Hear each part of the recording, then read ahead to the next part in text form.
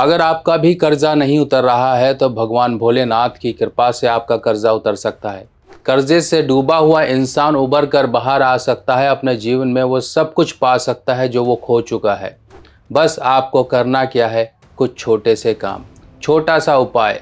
आज मैं आपको यही वो सब जानकारियां देने वाला हूं जो कर्जे से जुड़ी हुई हैं। कर्जा आपका पीछा नहीं छोड़ रहा है, आप भाग रहे हो पर ये कर्जा आपका पीछा करे जा रहा है। नमस्कार दोस्तों, मैं सुभाष शर्मा चंडीगढ़ से धर्म ज्ञान में आपका स्वागत है। दोस्तों, अगर किसी को मर्ज लग जाए यानी कि बीमारी हो जाए तो वो कभी उसका पीछा नहीं छोड़ती, खासकर जटिल बीमारियां। और कोई नहीं चाहेगा कि वो मर्ज यानी कि बीमारी से कभी ग्रसित हो, और कोई ये भी नहीं चाहेगा कि वो कर्जे तले दब जाए। यानी कि कर्ज और मर्ज ये दो एक ऐसी बीमारियां हैं, ऐसी प्रॉब्लम्स हैं, अगर इनमें इंसान फंस गया तो उसका निकलना बहुत मुश्किल हो जाता है। कर्ज व्यक्ति कई बार अपनी ही ज़रूरतों को पूरा करने के लिए लेता है, और कई बार ये कर्ज जो लिया जाता है अपनी कहीं ना कहीं गलतियों के कारण उन कर्ज़ों को मिटाने के लिए दूसरा कर्जा लिया जाता है। अब लेने का दिन बात करें और देने के दिन की बात करें तो इन दोनों में बहुत बड़ा भेद है। पहला भेद तो ये है जो मैं आज आपको बताता हूँ कि बुधवार के दिन आप किसी से कर्जा, पैसा इत्यादि ले सकते हैं। भूल कर भी मंगलवार के दिन या शनिवार के दिन, ये दो दिन को आप थोड़ा सा अवॉइड करें। मंगलवार या शनिवार के दिन किसी से पैसा मत लें, उधार मत लें। किसी भी तरह से शनिवार मंगलवार के दिन को त्याग दें। और आपके ऊपर कर्जा है तो चुकाने के लिए मंगलवार का दिन सबसे श्रेष्ठ है। मंगलवार के दिन उसका कुछ ना कुछ पैसा चुकाना शुरू करें। देखिए, आप कर्जे के बोझ के तले ऑटोमेटिकली आपकी संभावनाएं, आपके रास्ते इस तरह से खुलने लगेंगे कि आपका कर्जा धीरे धीरे उतर जाएगा। आपने जो गलती करी उस गलती से अपने कानों को हाथ लगा लीजिए कि दोबारा कभी इस कर्जे के चक्कर में, चक्रव्यूह में नहीं फंसेंगे। और जो लोग कर्जे में, दलदल में फंस चुके हैं वही जानते हैं उनके दिल की पीड़ा कितनी है। ना परिवार चैन से है, ना खुद वो चैन से हैं। तो इस चैन अमन को जीवन में लाने के लिए ईश्वरीय शक्ति यानी कि भगवान भोलेनाथ का होना बहुत ज़रूरी है। अब भगवान भोलेनाथ, वो भोलेनाथ जो विषधारी हैं, विषधारी यानी कि वो विष जो आपके जीवन में कर्ज रूपी नाम से फैल चुका है, उस विष को दूर करने के लिए सिर्फ और सिर्फ भोलेनाथ की ही सहायता ली जा सकती है। वही आपके जीवन में घुला हुआ विष दूर कर सकते हैं।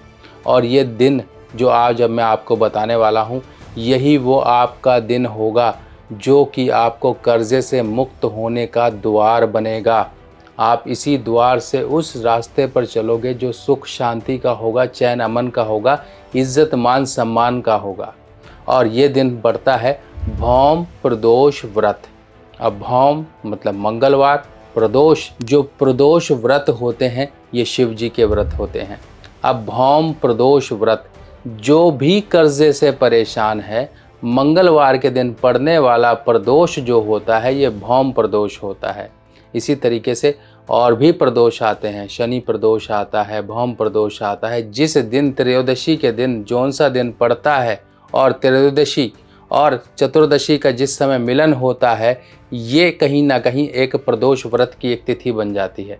अब ये तिथि पहचानने के लिए मैं अक्सर आपको कहता हूँ, अपने सनातन को तो पहचानो, अपने धर्म को तो पहचानो, घर में एक देसी कैलेंडर तो लगाओ, पता लग जाएगा देसी कैलेंडर क्या होता है। ये देखिए, इस तरह का देसी कैलेंडर होता है। अब ये दिन बहुत ही श्रेष्ठ दिन है। इस दिन से आप भौम प्रदोष व्रत के पूजन इत्यादि का एक समय अपने लिए, एक नियम निर्धारित कर सकते हो कि इस दिन से आप पहले तो कर्जा चुकाना शुरू करो। किसी व्यक्ति का भी, आपकी जेब में चाहे 100 रुपया ही हो, आपके फ़ोन में गूगल पे में 100 रुपया ही हो, उसको जो आपका जो कर्ज ले रहा है, जो कर्ज आपसे वसूल कर रहा है, उसको कम से कम गूगल पे या पेटीएम तो कर दो। एक बार करके देखो, हो सके तो अगर मिलते जुलते आता है तो अपनी जेब में जो भी है 10, 20, 50, 100 रुपया कि लो भैया, मैं आप प्रभु के आश्रय सब छोड़ दिया है, ये पकड़ो, अब धीरे धीरे मैं ही आपके ऐसे चुकाता रहूँगा, बस साथ दे दो मेरा। इस तरह से हाथ जोड़ के अपनी प्रार्थना कर लो, क्योंकि आपकी उंगली दबी है पत्थर के तले। आप टाइट नहीं हो सकते। टाइट तो वो होगा जो आपसे कर्जा लेना चाहता है, और उसको नरम बना लीजिए, अपनी परिस्थितियों को सामने उसके उजागर कर दीजिए।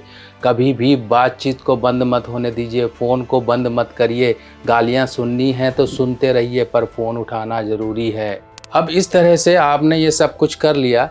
अब पूरे जो पूजा का है वो पूरा इस तरीके से अपने जीवन में से उतारिए। मंगलवार के दिन, अब मंगलवार भौम प्रदोष जो प्रदोष व्रत होता है वो शाम के समय होता है, यानी कि लगभग 40 मिनट पहले 40 मिनट बाद। अब ये 40 मिनट पहले 40 मिनट बाद का जो समय होता है वो होता है सूर्य अस्त का। यही एक प्रदोष काल कहलाता है। प्रदोष काल जिस समय में भगवान शिव के गण और माँ पार्वती के साथ भगवान शिव स्वयं भ्रमण करते हैं, और जो भी भक्त शिव का भक्त इस समय उनका पूजन कर रहा होता है वो खास विशेष रूप से अपने जीवन में कृपा पाता है। भगवान भोलेनाथ और माँ पार्वती उसके जीवन से सभी दुख दर्द दूर कर देते हैं। करिए एक बार, आस्था और श्रद्धा को अपने जीवन में जगा के एक बार करिए। अगर व्रत कर सकते हो तो कर लो, नहीं कर सकते हो तो इस समय का पूजन जरूर करो। और ये दिन आपका, ये समय आपका, आपको शिवलिंग पर एक काम और करना ज़रूरी होगा। शिवलिंग पर ओम नमः शिवाय का जप करते हुए आप एक मार्केट से शीशी ले लीजिए शहद की, और शहद की शीशी छोटी सी ले लीजिए, और उस शीशी से आप शिवलिंग पर पतली सी धार बना के उस शहद को पूरा चढ़ा दीजिए, और फिर बाद में जल से स्नान करा दीजिए, और वहीं बैठकर आप ओम नमः शिवाय का जप करिए। अपनी प्रार्थना की निवृत्ति के लिए भगवान शिव से प्रार्थना करिए। तांबे के लोटे से जल चढ़ा दीजिए या पीतल के लोटे से जल चढ़ा दीजिए। सबसे श्रेष्ठ होगा आपके लिए तांबे का लोटा, क्योंकि कर्ज में आप डूबे हुए हो। ये करना शुरू करिए, और चींटियों को आप शहद देना शुरू करिए। शहद आपके पास शीशी रहे, किसी पेड़ के नीचे या कहीं पर भी, बड़ी वाली जो चींटियाँ होती हैं उनको देना शुरू करिए। देखिए धीरे धीरे रास्ते खुलेंगे। रास्ते कैसे खुलेंगे? आप घर में बैठ जाओगे दुपक के, या घर में कहीं छुप जाओगे तो रास्ते नहीं खुलेंगे। जब आप बाहर निकलोगे, 4 लोग मिलेंगे, 4 लोगों से बात करोगे, कहीं ना कहीं कोई ज़मीन फंसी हुई है, कुछ बिक्री के लिए है, कुछ आपका कोई सामान ऐसा है जो फंसा हुआ है, आपको पेमेंट आनी है, कुछ भी आनी है, रास्ता खुल जाएगा। और इस भौम प्रदोष व्रत को जितना लंबा आप करोगे उतना ही आपको फ़ायदा मिलेगा। अगर मान लो आपकी सेहत अलाउ नहीं कर रही है, आप नहीं कर पा रहे हो, तो आपकी धर्म पत्नी इस व्रत को कर सकती हैं। पर ये एक चीज़ का ध्यान रखिए, एक बार शुरू कर लिया तो पीछे नहीं हटना है। अगर आप पीछे हटे तो कहीं ना कहीं निरादर होता है, इसलिए शुरू ही मत करें। अगर जीवन में अपनी सारी परेशानियों को इसी तरह चलने देना चाहते हैं तो शुरू ही मत करें। अगर निवारण चाहते हो तो रास्ता आपको बता दिया है। बहुत से लोगों का भला हो गया, तर गए हैं लोग, पार निकल चुके हैं इस भंवर जाल से कर्ज के। आप भी निकल जाओगे। बाकी एक अमावस्या का दिन आता है। अमावस्या के दिन आपको इस तरह से, मैं एक नारियल गोले में पंजीरी भर के जाके पीपल या बरगद के नीचे रखने के लिए अक्सर कहता हूँ, और इस वीडियो को तो पता नहीं कितने लोगों ने कॉपी करके उसको बताना शुरू कर दिया।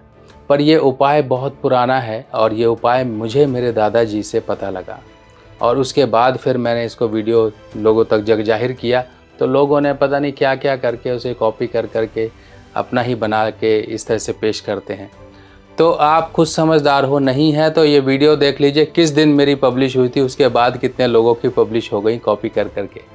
तो आप ये एक नारियल गोले वाला उपाय करो। इसका वीडियो लिंक मैं अपनी डिस्क्रिप्शन में आपको प्रोवाइड कर दूंगा। कर्ज के लिए ये उपाय है, ये नारियल गोले वाला उपाय होता है। इसको ज़रूर एक बार प्ले करके देख लीजिए, और ये गोला ले जाके आप रख कर आइए। जो लोग नहीं दबा पाते हैं पेड़ के नीचे, वो ना दबाएं पर रख कर आ जाएं। इतने मात्र से ही काम हो जाएगा। चलिए दोस्तों, इन जानकारियों को जीवन में बिठाइए और देखिए किस तरह से आप कर्ज से बाहर निकल आओगे।